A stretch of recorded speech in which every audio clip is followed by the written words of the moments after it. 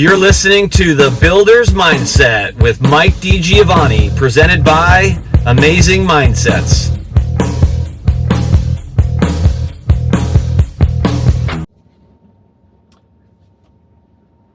Let me start with this. The market doesn't reward opinions. It rewards operators.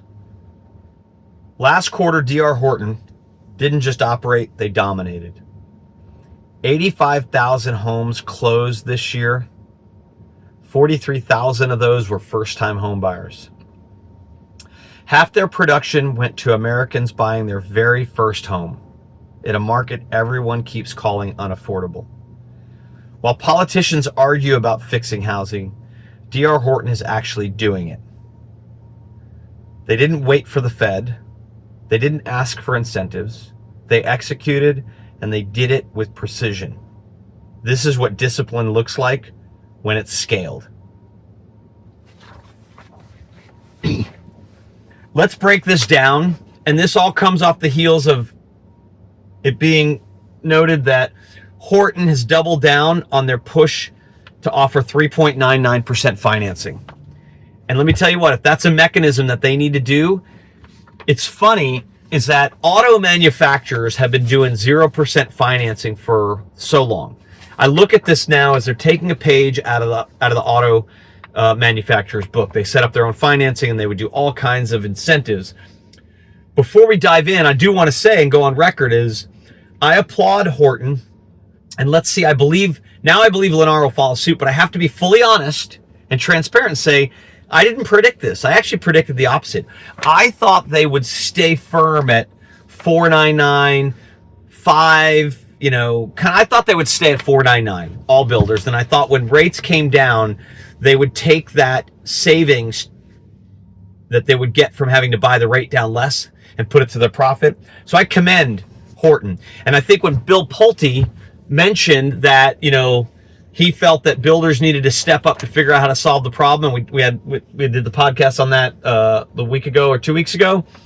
This is a perfect way, I think, for home builders to step up and say, we're okay with our 18, 19, 20% margins. If we can keep selling homes, and that's what we got to do. And as the Fed brings rates down a little bit, we'll just keep following with that. And if Horton gives 3.99 mortgage rates, most other builders are going to have to follow. Once again, though, this is going to hit smaller production builders hard and in a big way. So smaller builders, make sure you're operating.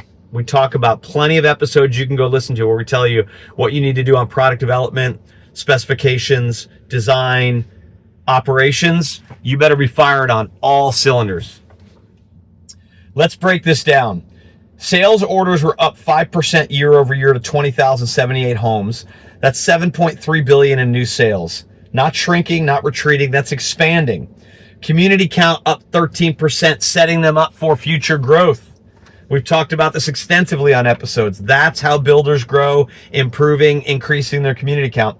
That's future growth locked in. Confidence when others are contracting. Cycle time down 3 weeks year over year. Yes, it's a little slower, so it's easier to do that, but that's still execution. 3 weeks might not sound like much until you realize that's pure cash velocity. That's less interest carry, faster closings, and capital turning over faster than their competitors can schedule a drywall crew. SG&A was flat. Let that sink in. Flat overhead at national scale means cost control. It means leadership actually managing the business, not watching it drift. Gross margin holding at 20%. Even after 180 basis points of pressure from incentives and litigation, they took the hit, absorbed it, and still hit their target. And here's the one thing that should shake the industry. Their average selling price was $365,600, down 3% year over year and about $140,000 below the national average. Did you hear that? Below the national average, 140K. So while everyone else complains about affordability, Horton is engineering it, building smaller, smarter, and selling efficiently. I've seen articles lately about, oh, you don't have to downsize or make the house smaller to combat affordability. Hogwash. Every square inch of a home should add value. Every feature should be revered by the buyer.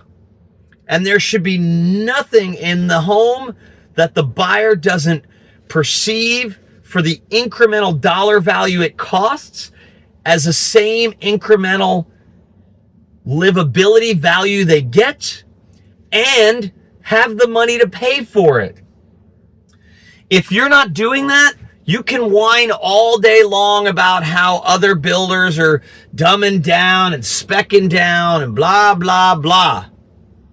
At the end of the day, if your competitor, large or small, is outpacing you on sales, you have no room to complain about their product, its size, and its spec. There, off my soapbox. So remember, lot costs were up 3% this quarter and 8% year over year. Lot costs, while direct construction costs stayed flat.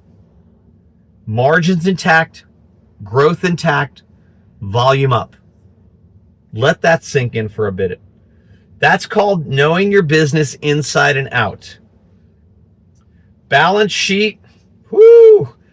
Let's talk structure, because this is where most builders struggle.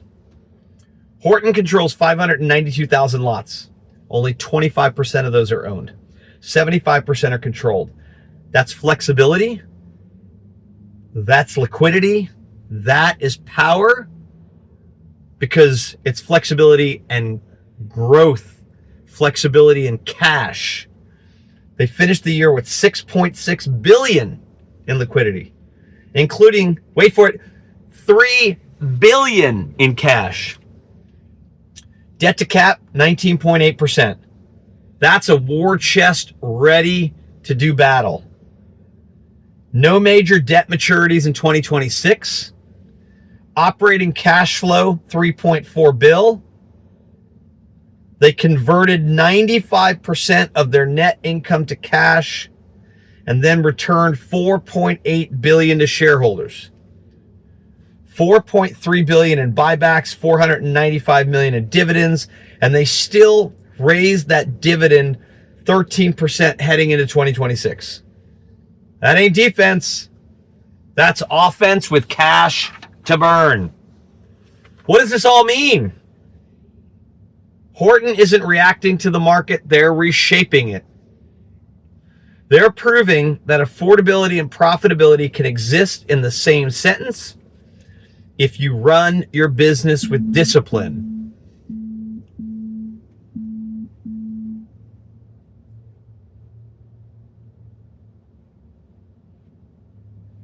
Every private builder should be studying this report like scripture, because the truth is simple. The market's not broken, but your process might be. The market, there is demand. I'm not saying affordability is not a challenge or a headwind, but builders are figuring it out. If they're pulling 20% margins in this day and age,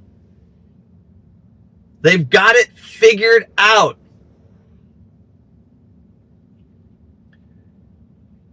The builder's formula. Here's what we say at the builder's mindset. It's about product, process, and people. That's the system. That's the mindset. Get that builder's mindset in your head. Product. Horton went smaller, building faster, more attainable. They built homes the market could actually buy. Peanut gallery, blah. Process. Shaving 3 weeks off your cycle time. Holding G&A flat. Controlling incentives like a scalpel. Execute. People. They've built teams that think like owners, not employees, and it shows in every metric they report. They're not playing defense. They're playing disciplined offense. Challenge to private builders. Let's talk straight. The market isn't dying. It's dividing, and yes, it is getting a bit more difficult. The old days of the rising tide lifting all boats, that is never coming back. We're going to start to see seasonality go away in home building with the big guys. We're going to start to see cyclicality smooth out because of these big guys. Disciplined builders will gain share. The rest will be remembered for what they almost did. Almost did. Dig in and get after it. Want to survive 2026? Stop reacting. Stop waiting for the tide. Start engineering or re-engineering your strategy, your plan. You want to hit 20% gross margin when lot costs are climbing? Start tightening your cycle times. Start managing your overhead. Start designing your product that sells for $365,000 and still makes you money. Stop saying it can't be done because Horton just did it 85,000 times in their fiscal year. Here's the big picture. It's what it really means. Listen, please listen up, because I want to wake up in 10 years and see plenty of regional and private builders still thriving. This is why we do what we do at the Builder's Mindset. I do it because I love this industry and I want to see the diversity of the companies in this industry. Here's what it really means. In a market full of fear, Horton's numbers are a signal that discipline still wins. Operational control still beats speculation. That you don't need to wait for lower rates to build a healthy business. 85,000 homes, 43,000 to first-time home buyers, sales up 5%, community count up 13%, cycle time down 3 weeks, SG&A flat, gross margin 20%, average selling price $365,000, lot costs up 3% and still profitable, liquidity at $6.6 billion. That's what real strength looks like. As I've said to my smaller builders time and time again, you don't look at the summary we put out, which will come out in another week or two, and try to do exactly the same, but they give you indexes and things to strategize, to work towards.